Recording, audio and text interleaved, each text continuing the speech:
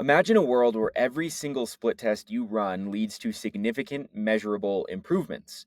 That's the reality for all of our partners. No more guessing, no more wasted budgets, just consistent data driven growth.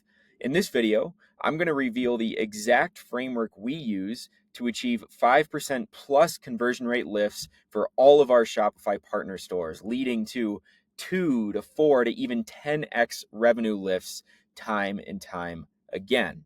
Now, if you're not familiar with me, my name is Dominic Mayu. I run a Shopify agency called DM Corporations, where we help Shopify stores scale to millions of dollars of profitable revenue every single month. And Shopify split testing is a key piece of what we do. It's really the bread and butter of what we do. Everything revolves around this Shopify split testing. So I'm going to walk you through exactly how we set this up, how we develop our ideas, show you a couple case studies, and hopefully you can replicate this for your store. So without further ado, let's just get right into it. So why do most split tests fail, and why are most split tests a waste of time? So let's address the elephant in the room. Over 80% of split tests don't just fail, they actually drain resources. Here's what we typically see when we bring on new partner accounts who have split tested in the past. It leads to wasted development hours on poorly conceived tests, right? You're either spending time doing it yourself or you're paying a developer to code that test. When it fails, you just wasted money. Revenue losses from underperforming variations. If you run a test for a month and have variations that are underperforming that original, you're losing money on those variations, and just months of opportunity cost running the wrong tests rather than improving that conversion rate and improving that revenue with every single test that we run. So here's the interesting part is these failures usually stem from three critical mistakes. The first one is just randomly testing, right? There's no data behind it. It's just randomly testing random elements throughout the website, basically based on a weak hypothesis, which is number two, based on gut feeling. So you're not actually looking at any heat maps or recordings. You're not looking at any Shopify reports, not looking at Google Analytics. All the tests are just coming from gut feelings, which leads to weak hypothesis, which leads to crappy tests. And the third one is just insufficient traffic allocated to that test, right? So focusing on the wrong areas of the site that don't get enough traffic, stopping that test early before it's at least relatively significant, leading to premature conclusions and launching tests that you may think are winning, but actually ended up losing. So what we developed is what we call the 5% rule framework, right? Because 80% of tests lose. So we want to be a part of that 5% that launches winning split tests. We call it the 5% rule framework, okay? And it really consists of three things. It's the data first approach, which we're going to break down. It's the strategic test selection, which we're going to break down. And it's consistent delivery of these tests, allowing them to consistently stack on top of each other. When we're consistently finding 5% plus wins, every other week, every month, you can see how that starts to compound on top of each other over the course of a year, where we find those 10x lifts into revenue by just finding these 5% wins in every single test. So let's kind of break this down a little bit. How do we develop our hypothesis? How do we develop test ideas? Now, the first thing that we always do is every single test that we develop comes from a data first approach, okay?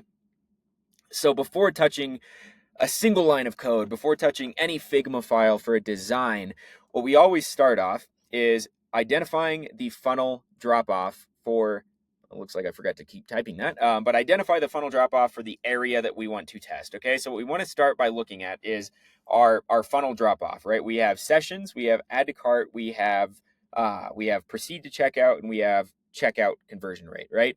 Now we want to look at that drop off to see where is the most room for improvement. If we have a 10% add to cart rate, but only a 3% proceed to checkout rate, there's clearly something wrong in our cart. So we want to start with the cart, right? So really that's the first step, is identifying what area of the website do we actually want to focus on. Now, typically product page tests are always going to be the best bang for your buck.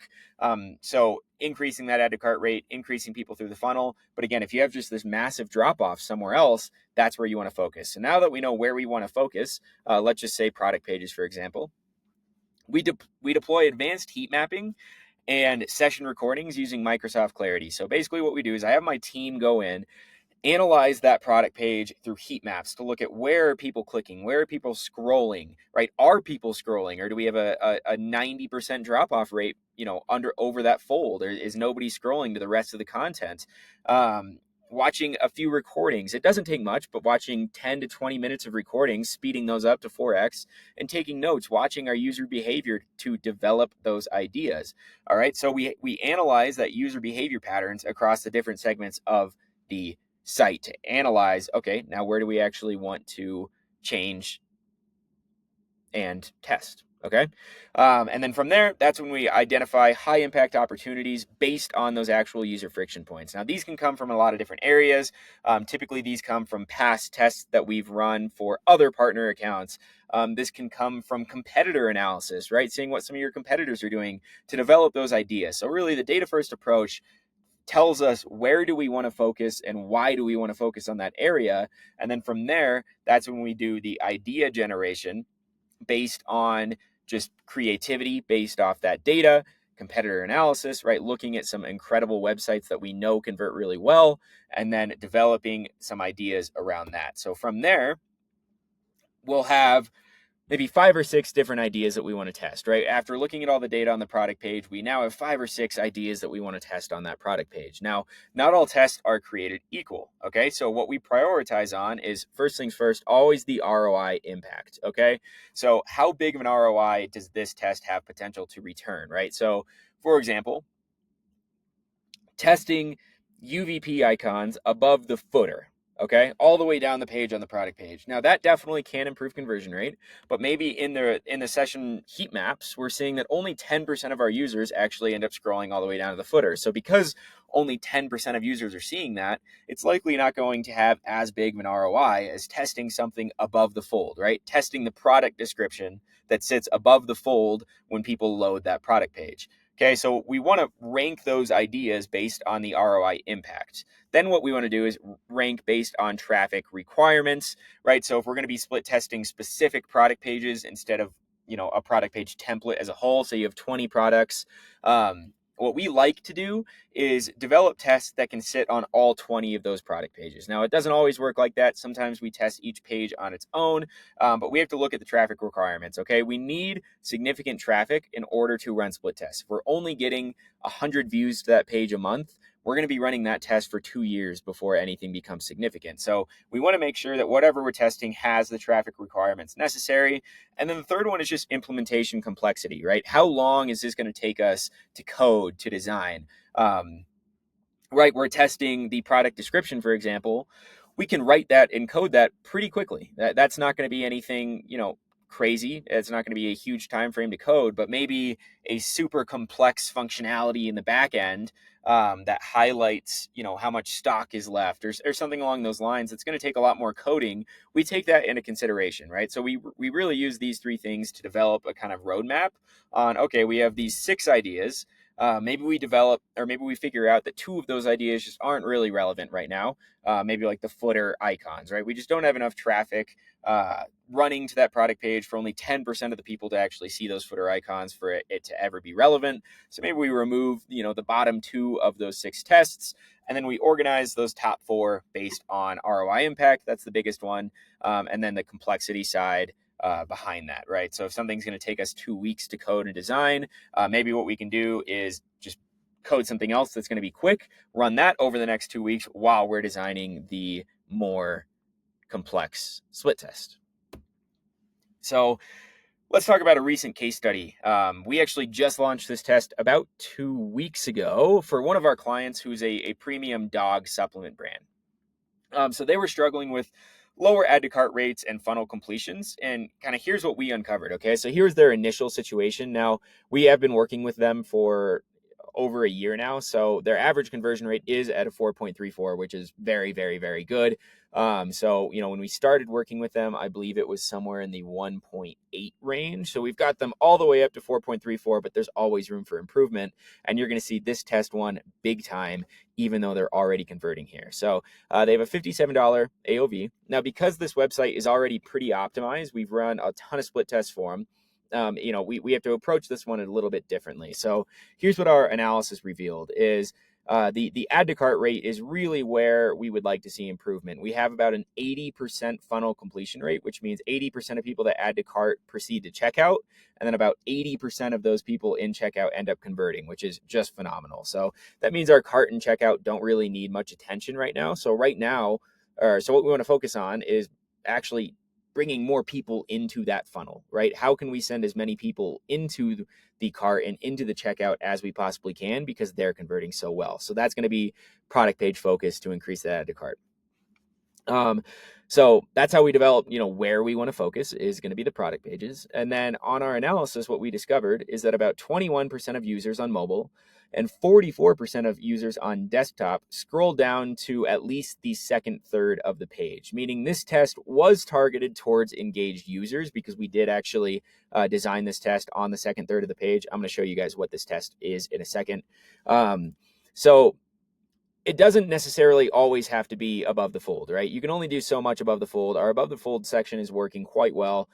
So our next test will probably be that above the fold to see if we can increase these numbers. But this is a big chunk of our users. They get a lot of traffic, right? This is an average of about a third of our traffic will scroll down to see this, meaning this test is targeted towards engaged users as well, right? It's not going to be users that just bounce right away. It's going to be people who are actually engaged on the website. We want to convert as many of them as possible. So of these, what we noticed in some recordings is that a lot of the users on the website were actually deliberately reading and scrolling through each section of the page rather than just passively scrolling. Now, every brand is different. A lot of the time we work with partner accounts who, when we first start working with them, their audience just basically scrolls through the entire page, barely reads anything. Now, we've developed this brand over the last year and a half to really be engaging for our customers. So we noticed that most of the users that were scrolling were actually deliberately reading each section of the page, which made us,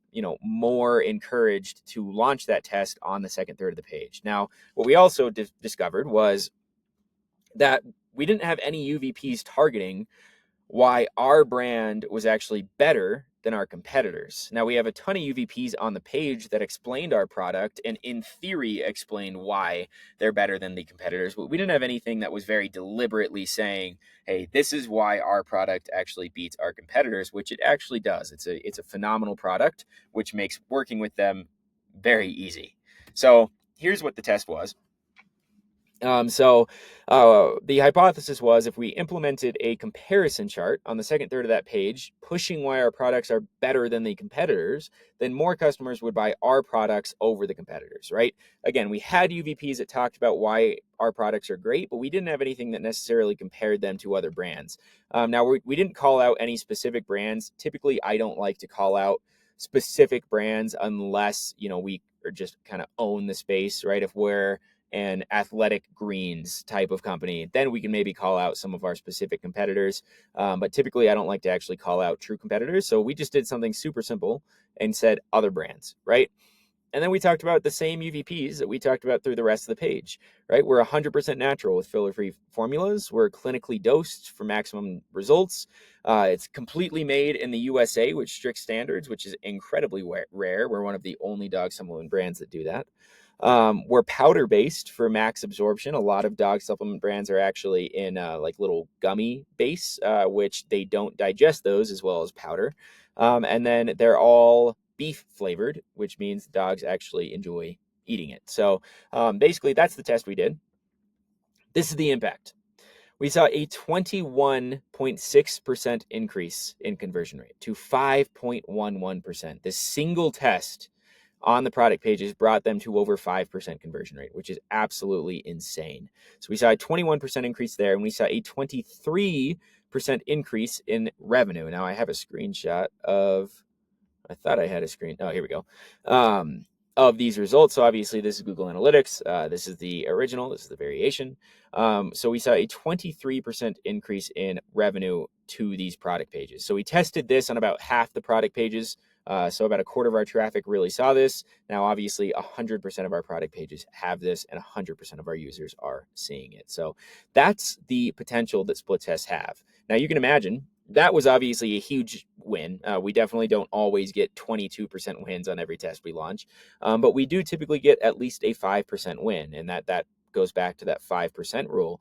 If we run 2 split tests a month, an average only a 5% win, let's not even say we get these 20% wins, over the course of a year, you can imagine the compound effect that just consistently finding those 5% wins gets you. And again, that's not even acknowledging the fact that we often get wins much larger than that. So here's the implementation playbook. Okay, it's super simple. Just start with the data collection.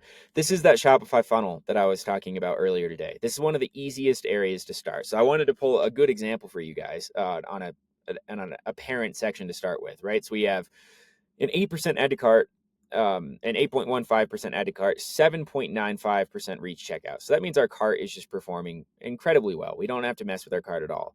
But we only have a 3% conversion rate here. So out of the 4,800 people that reached checkout over this time frame, only 1,800 of them actually purchased, which means we should focus on the checkout for a little bit, right? We should run 2 or 3 tests on the checkout over the next month or so to try to increase that number. And then we can move back to this number, try to get this up to 10%, move more people into the funnel, which will move more people into the optimized checkout, which will lead to more purchases. Okay, so the first thing you want to do is just install these tracking tools. Okay, the only one you really need to install is Microsoft Clarity. It's completely free. It's really easy to install if you don't have developers. This will give you access to session recordings. This will give you access to heat maps, and they actually have a great little analytics dashboard in there that can be useful as well.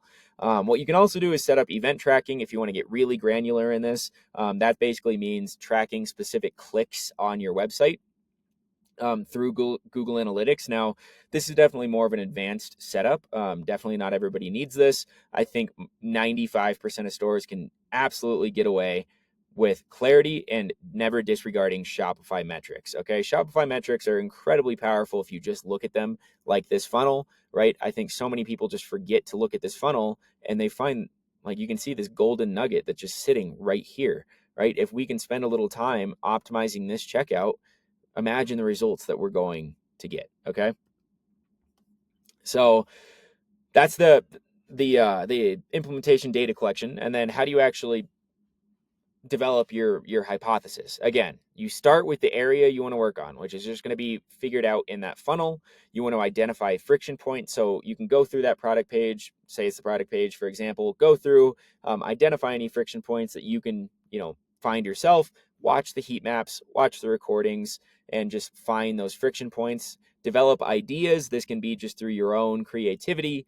This can be through competitor websites. Don't be afraid to look at competitor websites, or they don't even have to be competitors. Just go look at really well performing websites, right? Go look at websites that bring in a ton of revenue, something like Dr. Squatch, right? Something like Athletic Greens, Fashion Nova, right? These big brands, that they have a CRO team behind them that are consistently split testing. There's not a single very successful e-commerce brand out there without a core CRO team behind it. Okay, so don't be afraid to go look at those websites to develop ideas. And then from there, that's when you go through the impact funnel, the ROI, the complexity, and then the traffic. Okay.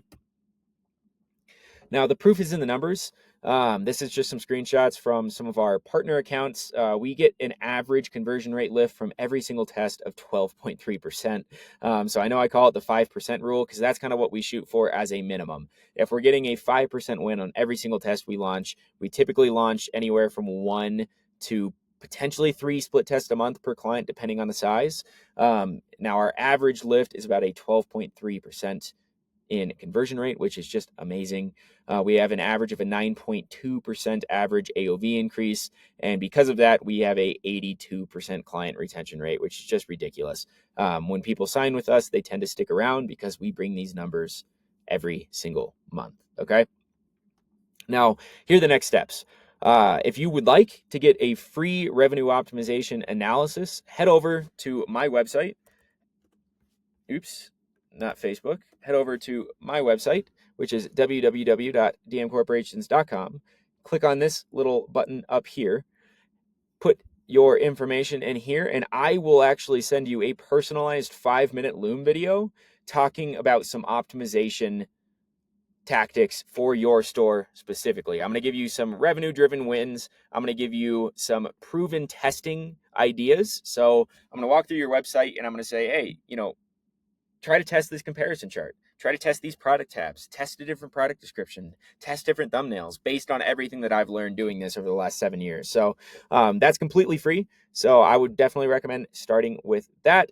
You can join our newsletter, which will also be on our website. And if you'd like, you can schedule a strategy call. Now, if you are an e-commerce brand that is doing at least $10,000 a month in sales and are interested in potentially working together and partnering, that's when you want to go schedule a strategy call.